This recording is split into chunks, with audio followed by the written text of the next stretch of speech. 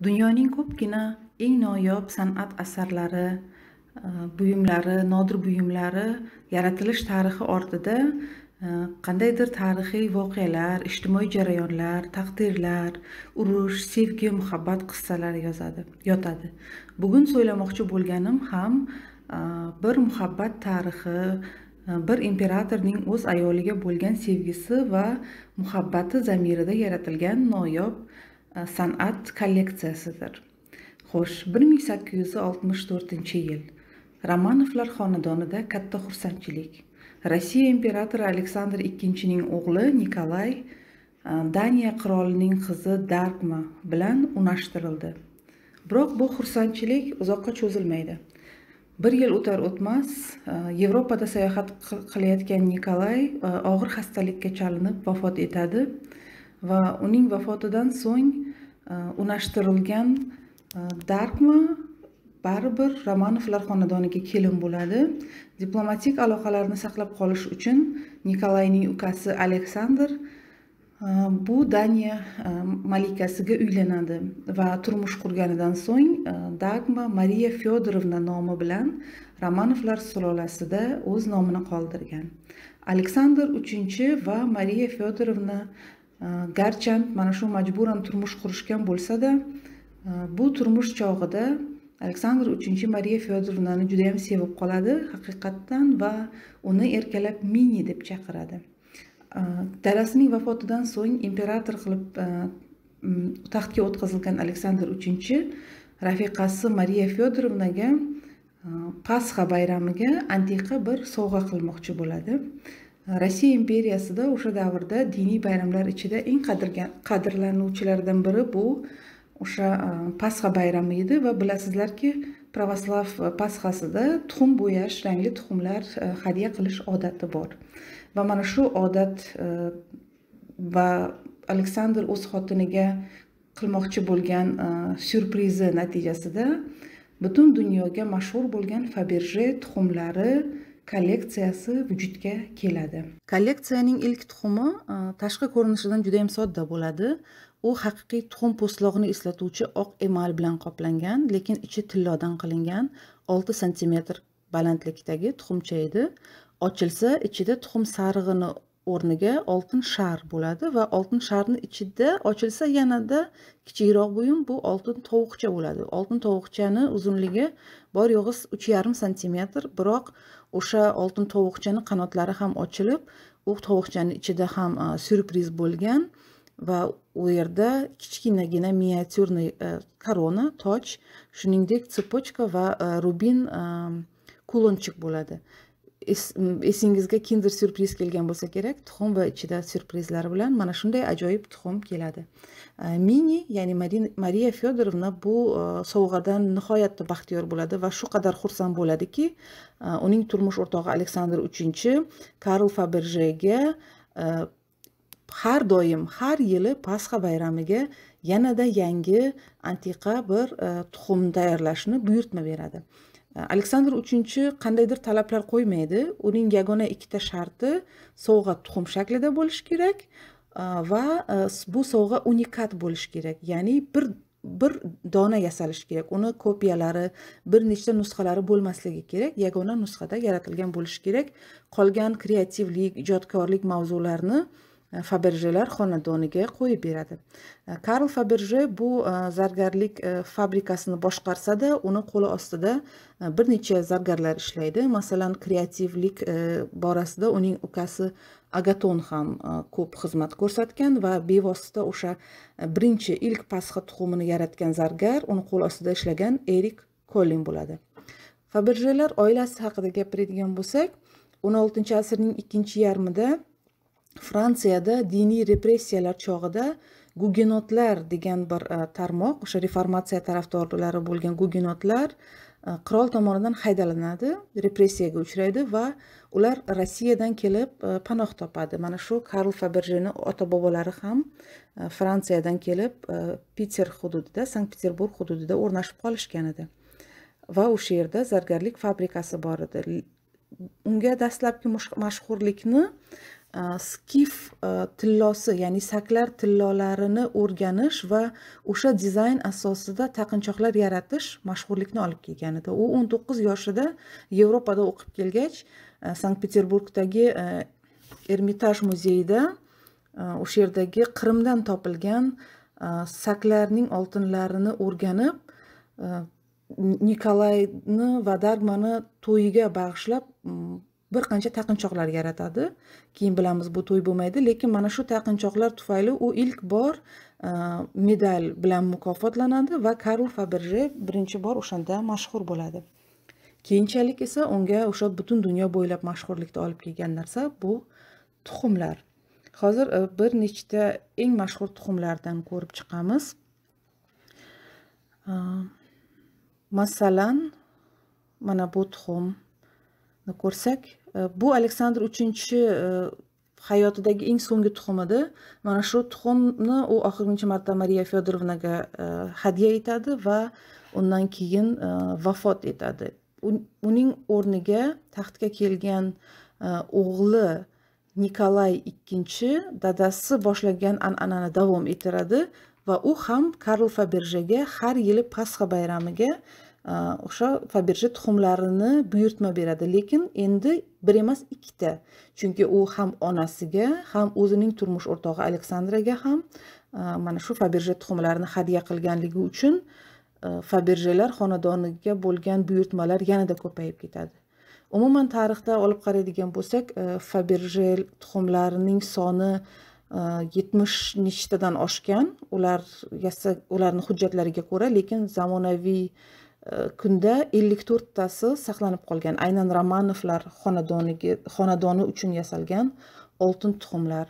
Bu tuxumlar nafaqat go'zal san'at buyumlari, balkim tarixni ham o'zida aks ettiruvchi buyumlardir.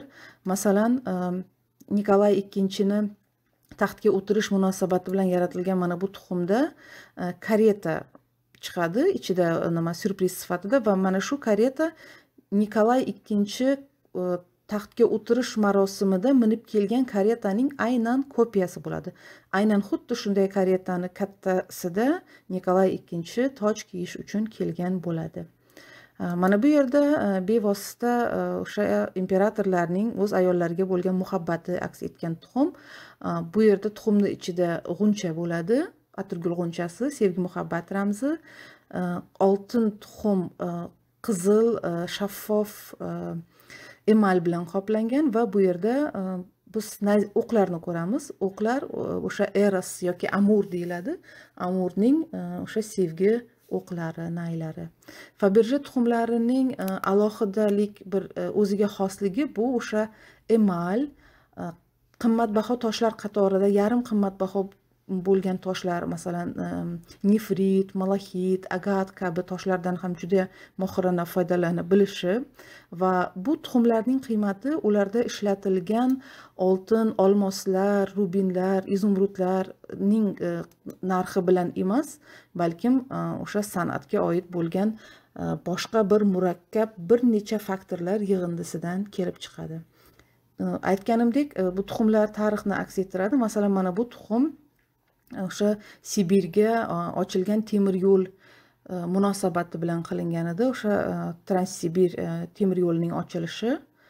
Bu yerda o'sha kumushga Rossiya xaritasi, Sankt-Peterburgdan to Vladivostokgacha bo'lgan temir yo'l aks etadi.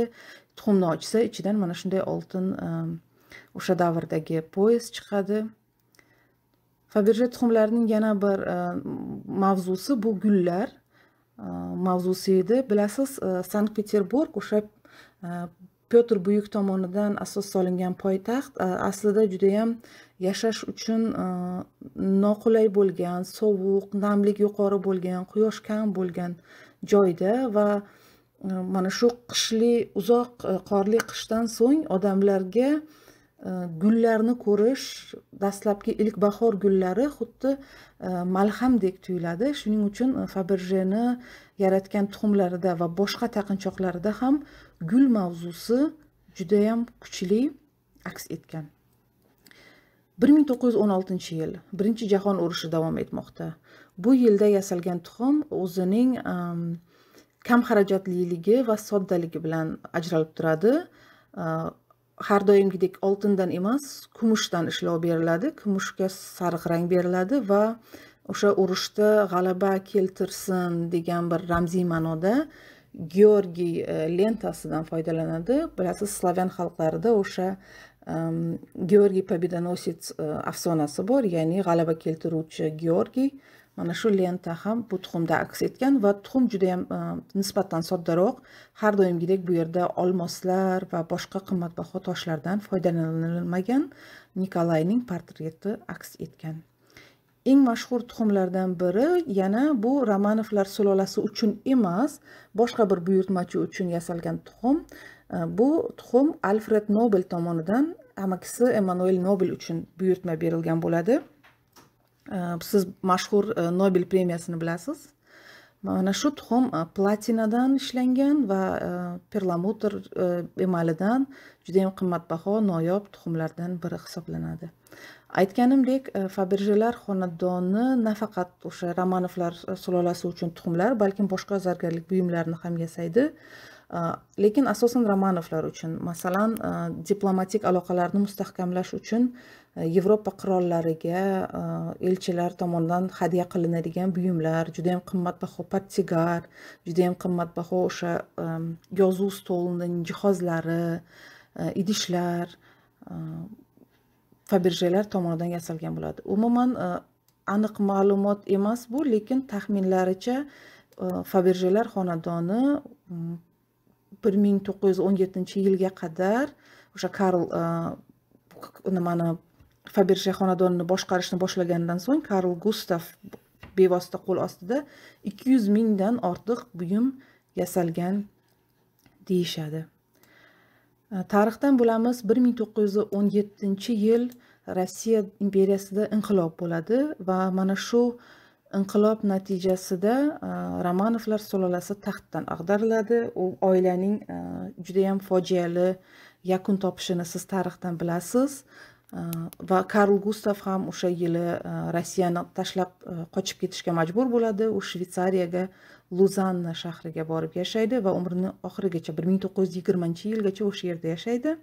Uning qabri lekin Fransiyada, Kanni shahrida. Uning aslida ota-bobolari Fransiyadan o'sha Kann shahri tarafdan edilar.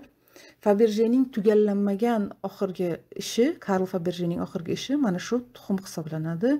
Bu tuxum Nikolayning kasalmand o'g'li Aleksey uchun yasalgan bo'ladi.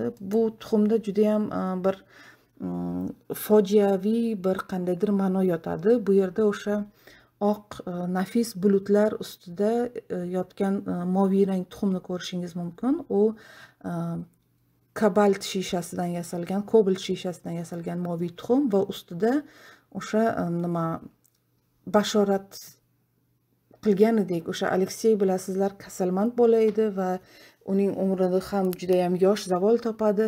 Mana shu uning taqdiri osmonlar, yulduzlar, taqdirlar tomonidan belgilangandek bu yerda burchlar aks etgan bo'ladi. Bu ish yakunlanmagan va Alekseyga mo'ljallab yasalishni boshlagan edi.